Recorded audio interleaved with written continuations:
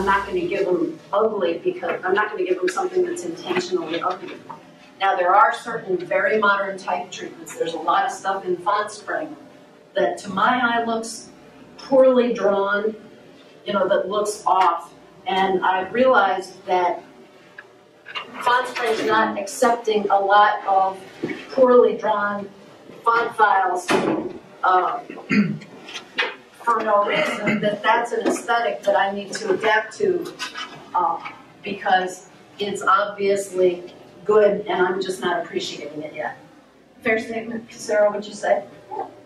You know, that there's a roughness there that I need to adapt to. Is there a, what is the term, anti-alias between types of fonts? Some fonts are obviously made for web, and some fonts are not, but they're still on, you know, font repositories. And just know that when you look at it, that if it's taller, wider, it's got more kerning, it's probably made for web.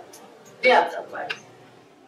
that's a good point. And I think the other thing that probably we Mac users need to be more aware of, and I am not, is that whole classes of typefaces are probably not appropriate for certain audiences because certain audiences are less likely to be looking at the gorgeous displays that we're designing on.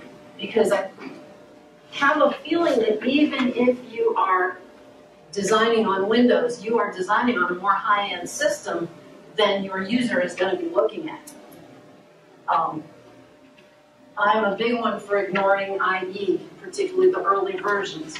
I'm a big one for assuming that everybody's going to be looking, you know, even my $250 24-inch Dell display, when it's hooked up to an iMac with a Thunderbolt adapter, that's not how most people are looking at that Dell display.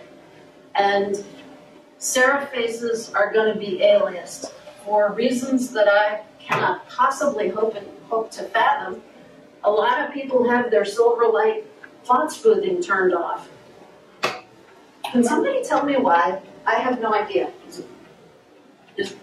Do any of you know? Is it a default maybe that you turn it on? I don't know. In Windows 7, is it still a default off? Because I'm clueless. Could they don't know any better? They don't even know it's an option. No, we're wrong. No. Well, I'm sure there's a lot of that. I noticed Silverlight crashes a lot on Mac too. Yeah. I'm sure I don't even have it installed, but when I read the... Yeah, you're like, I have to install Silverlight to see this website. What? Yeah, but when I read like the design blogs that are written by like the very talented young 14-year-old boy from Singapore, half the comments are about, you know, well, remember if you're designing, you know, with these great fonts, remember that most people are on Windows and they're not going to have their font smoothing turned on. The only thing I can think of is it that in a more international audience they're using older machines? Is that the popular thing? I think that. Yeah.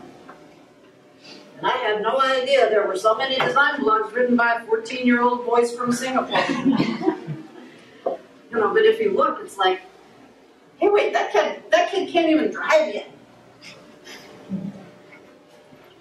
Is there a limit to how many fonts you, I mean, as a font enthusiast, or I'm sorry, a typeface enthusiast.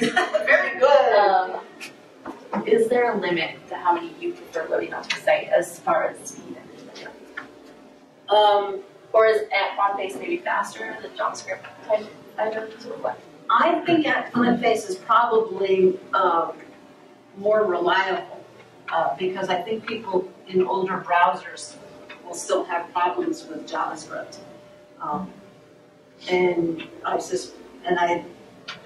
Given who I hang out with, that's probably older people.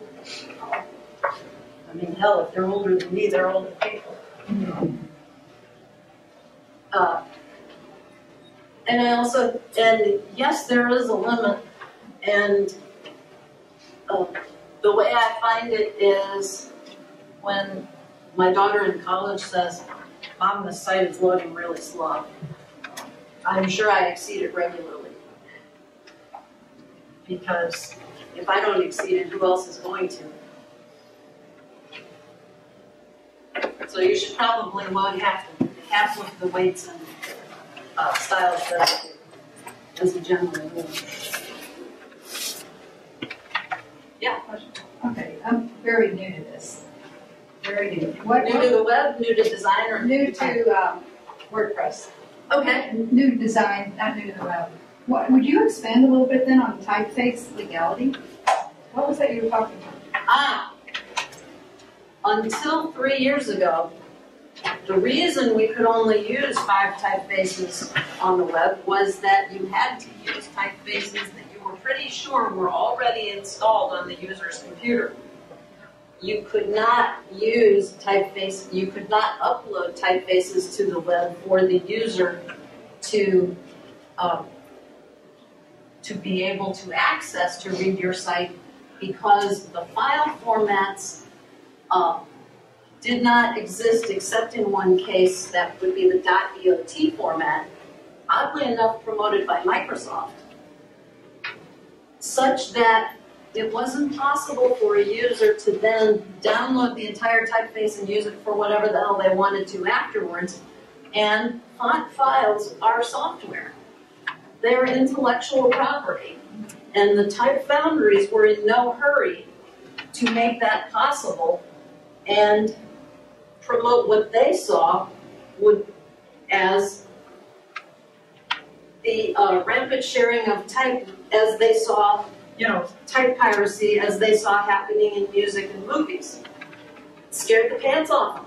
And it wasn't until 2009 when we saw not the proliferation of .dot, but also a similar conversion of OpenType format into the .woff format, that type boundaries relaxed, and it was the free font vendors who first made it available, made those formats available in such a way that a website could serve a web font that people could not then use to start using on the desktop. And they developed special licenses. And the licenses now vary. The standard is becoming unlimited. But really expensive typefaces still will limit your use to a certain number of page views. They're generally done on hosted solutions. They limit you to a certain number of page views or a certain number of sites or some combination. And frankly, at this point, I just don't want to freaking deal with that. So I stick to the more generous licensing terms. There's still a few foundries that make beautiful faces that just aren't participating at all and still think it's 1995.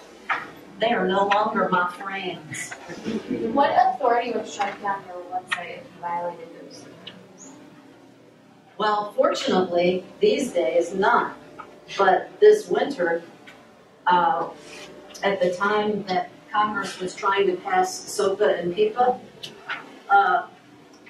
basically it was printed in any damn fool with a court order, or not even a court order. I mean, it really could have been just about anybody. So there's no enforcement of this law? Well, this is all contract law.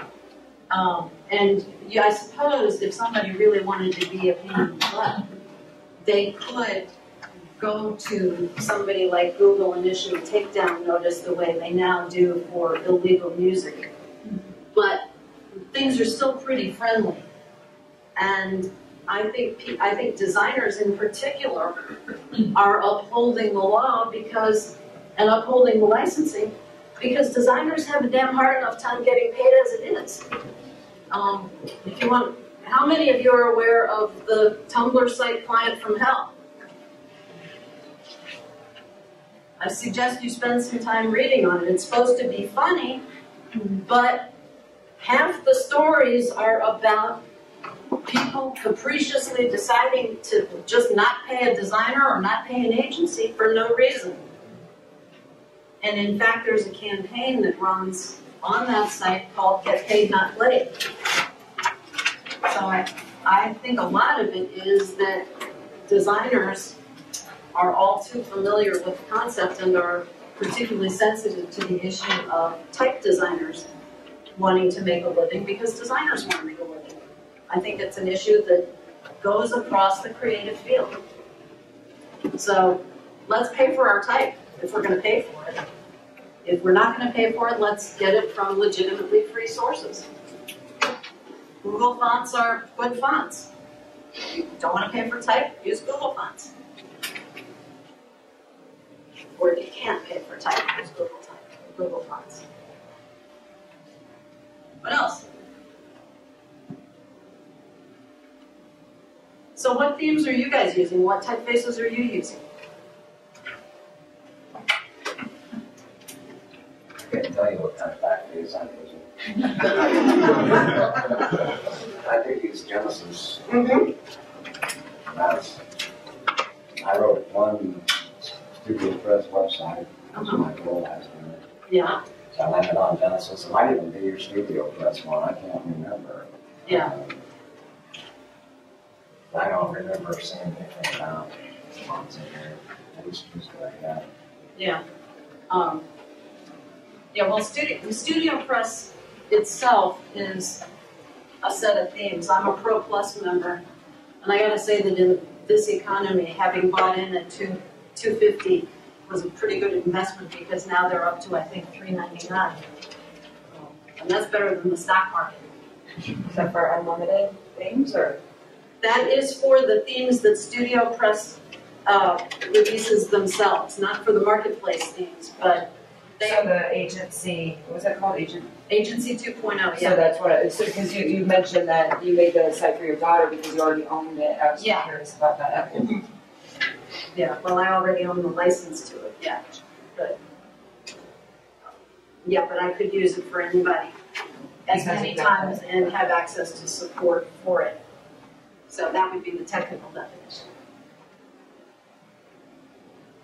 We mostly make like custom ones on big things, but like for quick pages or quick sites, we use like elegant themes and some of the cheaper alternatives, like heavily modified versions of them. But like those, we'll use those as like a basis and then like take away and build on them. So. Yeah, I used Elegant for my father.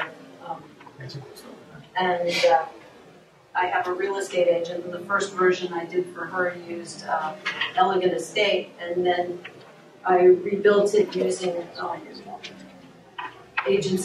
Agent Press, and actually made that Agent Press look like what we've done in Elegant Estate, minus the stitching. But I find the Elegant themes pretty, but they are hard to work with for a couple of reasons. First of all, as a typographer, I even want my code to be easy to read. Those lines going on forever with all of the properties on one line are kind of a pain. Although now I'm starting to take my time and go through and actually do find and change with the space and semicolon to indent them. So thank you very much. Thank you. Thank you.